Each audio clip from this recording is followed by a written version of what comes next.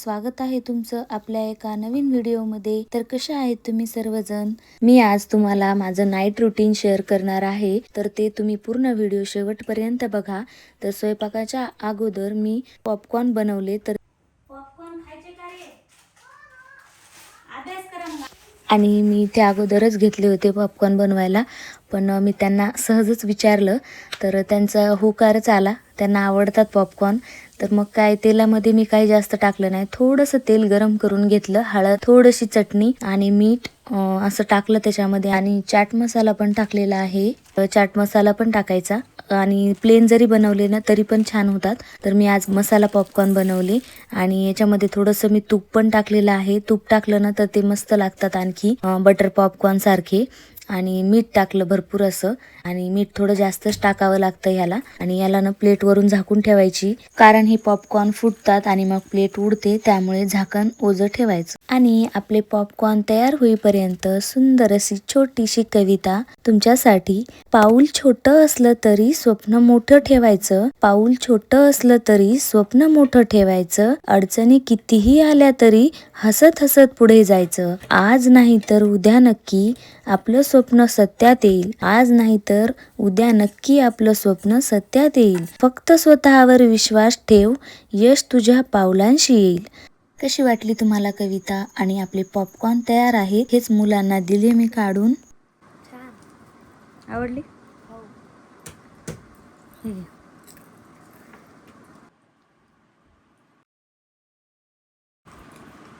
कशी आहे खुशी? आवडले? थँक्यू।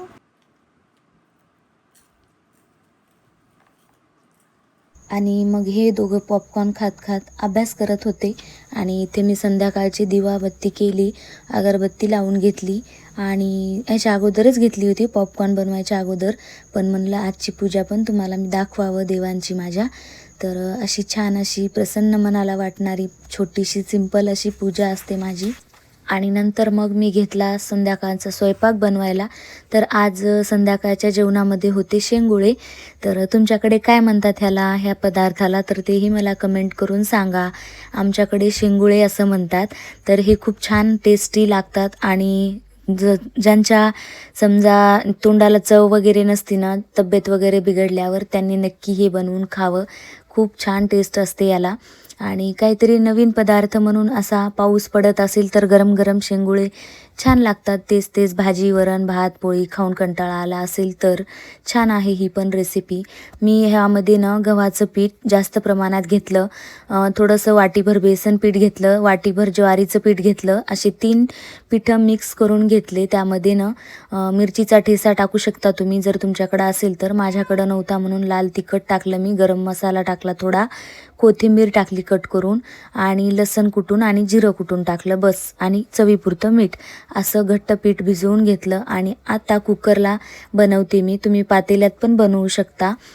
तर मी तेल थोडं जास्त घातलेलं आहे, आणि तेलामध्ये मोहरी जास्त प्रमाणात टाकायची, जिरं जास्त प्रमाणात टाकायचं, कारण ह्याला ना साहित्य जास्त काहीच लागत नाही, पण जिरं, मोहरी, लसण हा थोडा जास्त प्रमाणातच लागतो, बाकी काही टाकायची गरज नाही, आणि कोथिंबीर टाकायची। तर एवढं जरी साहित्य टाकलं ना, सिंपल अशी छान रेसिपीमध्ये खूप छान पदार्थ होतो हा। तुम्ही नक्की बनवून बघा, आणि बनवत असतील तर मला कमेंट पण नक्की करून सांगा की तुम्हाला पण आवडतात का शेंगुळे। तर मी इथेही लाल चटणी टाकली थोडीशी, थोडं थोडं टाकायचं, कारण आपण पीठ भिजवताना पण त्याच्यामध्ये थोडं थोडं टाकलेलं आहे, आपल्या चवीनुसार टाकायचं।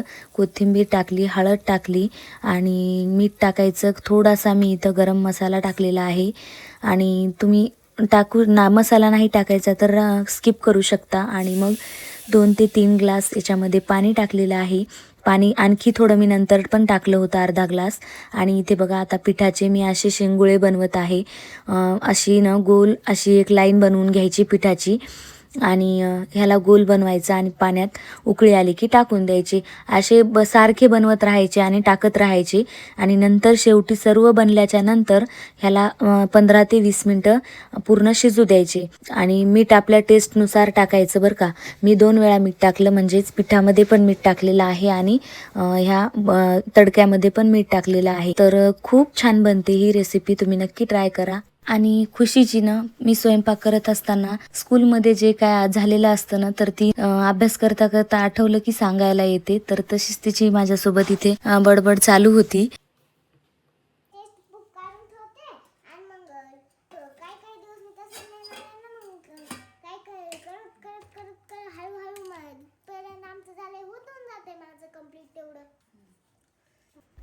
आणि अशीच बडबड ऐकत बोलत माझे शेंगुळे पण बनवणं झाले आणि मग शिजवायला ठेवले मी 10 ते 15 मिनिट परत झाकून. आणि हे बघा किती छान मस्त शिजलेले आहेत गरम गरम असे. आणि मग आम्ही जेवण केले मस्तपैकी. आणि कशी वाटली तुम्हाला ही छोटीशी रेसिपी नक्की सांगा मला कमेंट करून. आणि चॅनलला सबस्क्राईब केलं नसेल तर करा. काय आणलं खुशी? सोनपापडी. आवडते तुला? हो. खा.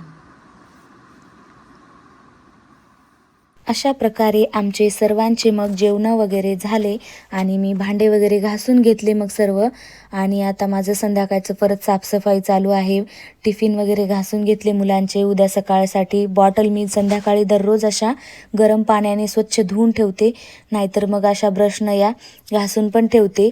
तर कारण की ना बॉटलमध्ये सारखं पाणी राहून राहून आहे ना, तुम्ही 2 जरी दिवस बॉटल तशाच ठेवल्या ना तर खूप त्याचा स्मेल येतो, वास येतो वेगळाच पाण्याचा. तर त्याच्यामुळं मी दररोज टिफिन घासले की संध्याकाळी गरम पाण्यानं धुवून घेते किंवा मग अशा ब्रशनं घासून घेते दोघांच्याही बॉटल्स पाण्याच्या. आणि मग सकाळी काय स्वच्छ पाण्यानं भरून, आता नाही भरून ठेवत मी, रात्री सकाळीच भरत असते. अशा साफ करून ठेवल्या की मग सकाळी सोपं पडतं कामाला. आणि नंतर मग माझी संध्याकाळची अशी साफसफाई असते. कारण की किचन ओटा क्लीन करून ठेवला ना सकाळी तर खूप छान वाटतं मग उठलं की स्वयंपाकाला लागायला. सकाळची कामं फास्ट आवरतात, थोडी टिफिन बनवायचा असतो. त्यामुळं ना मग मी भांडे आणि किचन ओटा साफ करूनच ठेवते रात्री. कारण की सकाळी स्वच्छ बघितलं ना तर मग आपला दिवस पूर्ण छान असा जातो त्याच्यामुळं. आणि मग दिवसभर आपल्याला कामं आवरायला सकाळपासूनच छान सुरुवात झाली ना तर दिवस पण छान जातो. आणि म्हणून मग मी असं संध्याकाळी, आणि अगदी 10 ते 15 मिनिट लागतात ह्या सगळ्या कामांसाठी. आणि बघा मी लगेचच्या लगेच असा ओटा पण गॅस साईडचा पुसून घेते. तर मग ते जास्तच घाण होतं 8 दिवस जर नाही पुसला सारखा आपण तर. आणि मग नंतर आपल्याला स्क्रबरनं घासूनच घ्यावं लागतो. त्याच्यापेक्षा ना मी दररोज असा कपडा मारते, म्हणजे जास्त घाण होत नाही. घासून तर घ्यावंच लागतो आपल्याला, पण असा दररोज घाण दिसत नाही. त्याच्यामुळं असा कपडा मारते मी. आणि असा कपडा जर मारून आपण स्वच्छ केलं ना तर यावर तेलाचे टिपके वगैरे उडालेले असतात, तर त्यामुळे ना पाल वगैरे येतात त्याच्या वासामुळे. म्हणून मी असं करून घेते. आता झालेलं आहे माझं संध्याकाळचं पूर्ण साफसफाई, किचन ओटा वगैरे सर्व. आणि हे माझं रात्रीचं साफसफाई झाली. आणि आता मी बदाम भिजू घालते सगळ्यांसाठी सकाळी. तुम्ही पण मुलांना बदाम भिजवून अशा प्रकारे देत जा, 4 किंवा 5 त्याची साल काढून. खूप आरोग्यासाठी चांगलं असतं मुलांना त्यामुळे. आणि मी पण देत असते दररोज त्यांना, सर्वांना, मुलांना आणि त्यांच्या पप्पाला पण देत असते. तर चला भेटूया अशाच एका नवीन व्हिडिओमध्ये. तोपर्यंत बाय सर्वांनी. आपल्या चॅनलला लाईक, शेअर, सबस्क्राईब करा.